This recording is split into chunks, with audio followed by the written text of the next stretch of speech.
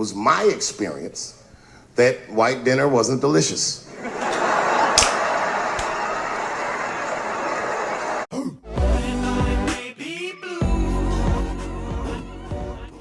It's Blue. Make sure you like and subscribe and go follow me on Patreon. It's only $5 a month and you get an extra video every week. That there's my girl. Anyone asks my sister, it's gonna be me. Today I'm going to be reacting to Dave Chappelle again, and it's called Writing a Joke Backwards. But you know why I be thinking sometimes I want to stop doing comedy? And you know, I don't want to sound like a braggart saying this, but the real reason I want to stop is because I'm too goddamn good at it. I'm not even exaggerating. I don't want to sound like a braggart. It's not exciting. Every night before I come out on stage, I'll be backstage like, I'm sure this is gonna go well. And it always does. I'm so good at writing jokes, and this is not even an exaggeration. I actually write jokes backwards. I will write a punchline with no particular setup in mind. I just put it on a scrap of paper, and I'll throw that scrap of paper in my fishbowl. I have a fishbowl in my house filled with random punchlines. And every once in a while, I'll shake the bowl, and I'll dig in there and just pull one out and see if I can make that work. Oh my gosh. And I picked one for this special. It's not an easy punchline to pull off. Are you ready? Yeah. Here it goes. The punchline is, so I kicked her in the pussy. Oh my goodness. I haven't finished the joke yet. I just know whatever happens in the beginning of the joke, at the end of the joke, for some reason, I'm gonna kick somebody in the pussy. And it's going to be hilarious. You know, when I was growing up, it's probably about 8 years old, and at the time, we were living in Silver Spring. Yeah. Yes. Common misconception about me in D.C. A lot of people think I'm from the hood. That's not true. But I never bothered to correct anybody because I wanted the streets to embrace me. Oh my God. He would do that. As a matter of fact, I kept it up as a ruse. Like sometimes I'll hang out with rappers like Nas and them, and these motherfuckers start talking about the projects. Yo, it was wild in the PJs, yo. And I'll be like, word, nigga, word. But I don't know. I have no idea. My parents did just well enough so that I could grow up poor around white people. Oh no. And to be honest, when Nas and them talk about the projects, nigga, I used to get jealous. Because it sounded fun. Everybody in the projects was poor, and that's fair. But if you were poor in Silver Spring, nigga, it felt like it was only happening to you. That's an interesting, insightful way to look at it. I don't think that people really think about things too deep unless if, you know, you really put yourself in someone else's shoes or you've actually lived through it. That's a very interesting thought. I mean, if you say it out loud, it probably sounds ungrateful. But if you really think about it, that's a real thing that a child would probably feel. I mean, would you rather just grow up in your situation with other people who are in your situation, or really feel like you're singled out as like the poor kid because everybody else around you has more money? I guess what he's stating is that he can't really brag or fully say that he's like a thug because he didn't really grow up that way. And he also can't really brag about growing up rich or whatever because he didn't really grow up like that either. I know the pain of that first sleepover at a white friend's house. And you come back home on Sunday and just look at your parents like, y'all need to step your game up. Everything in Timmy's house works. Remember the first time you saw that?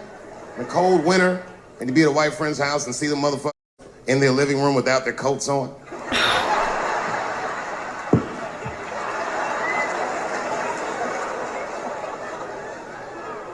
Timmy was one of my first white friends, like, in my life, man. Good dude, too. He moved to Silver Spring from Utah, of all places. I guess his family was affiliated with that Mormon church they got down there, and Me and him used to hang out. And one day I was at his house, we were just hanging out, and Timmy says, Dave, why don't you stay for dinner tonight? I said, oh man, I'd love to, but I can't. If I'm not home before dark, my mother will kill me. That was a lie. My mother had several jobs. I hadn't seen her in like 3 or 4 days. At that point in my life, it was my experience that white dinner wasn't delicious.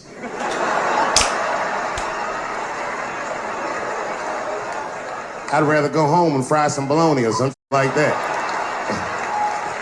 Gross.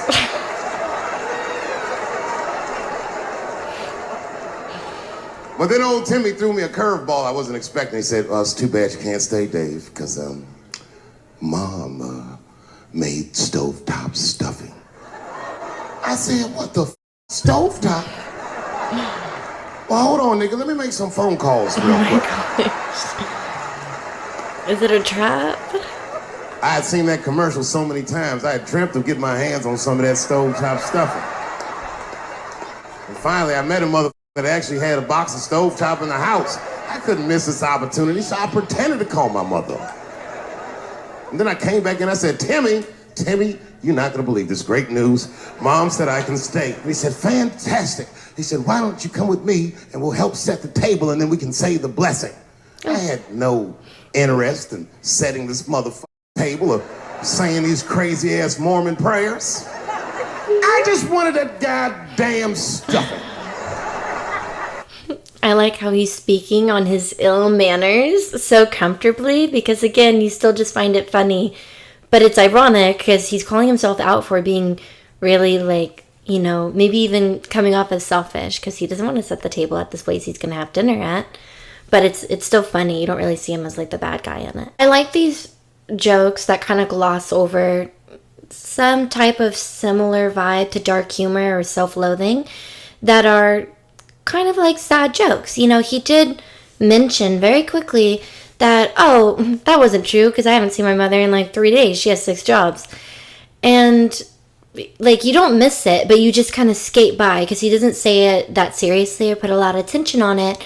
But he literally said he hasn't seen his mother in a while. Little details like that you don't give too much attention to, but you make them obvious enough to hear and catch, actually bring you more into the joke and have you engage because it feels a lot more like a story. It doesn't feel like some type of made-up plot. You really feel like, oh, okay, this is 100% a situation that's happened to him. His mother worked really hard. This is where he lived. His friend was probably even named Timmy. So it feels like a real situation that you're listening to. My plan was simple. Wash my hands slowly, and by the time I'm done, the table will be set, the blessing will be said, and all that there will be left to do is eat. Went to the bathroom. I washed my hands very slowly. I must have been in there for about 10 minutes. And suddenly, one of his mothers came to the door. One of his mothers? Because he's so slow. She was like, hi, David, right? I said, yes, ma'am. She said, Timmy tells me that you're planning on staying for dinner. I said, I hope that's not a problem, ma'am.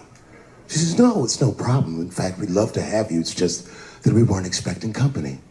And I'm afraid there's not enough stovetop stuffing for everybody. So I kicked her in the pussy. Bam! Ladies and gentlemen, I told you I'm dope, nigga. I told you what I was gonna say and you still didn't see it coming. And that's why I make the big bucks. Oh my goodness. Oh, and that's where it ends. Okay, I actually forgot to address this the first time whenever he brought it up, that he is like so bored of comedy because he's so great at it. He has to entertain himself by how he writes it, which is writing it backwards and putting all of his little punchlines in a fishbowl and swishing it around and making it like a game and creative or some nonsense. I felt like I at least had the thought before, but I might have actually said it before in another one of the videos that I have.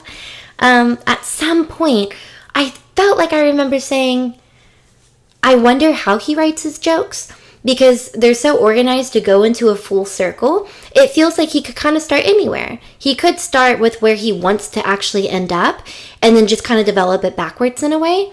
So it's really interesting that I feel like I have definitely had that thought before, so that's really cool that he's throwing it out there. So I do really like Dave Chappelle. Even whenever he tells you what he's gonna do, you still somehow find him unpredictable, which really does make him like one of the legends. So I hope you liked this video. Make sure if you did, like and subscribe if you haven't already. Go check out all my links, and I will see you next time.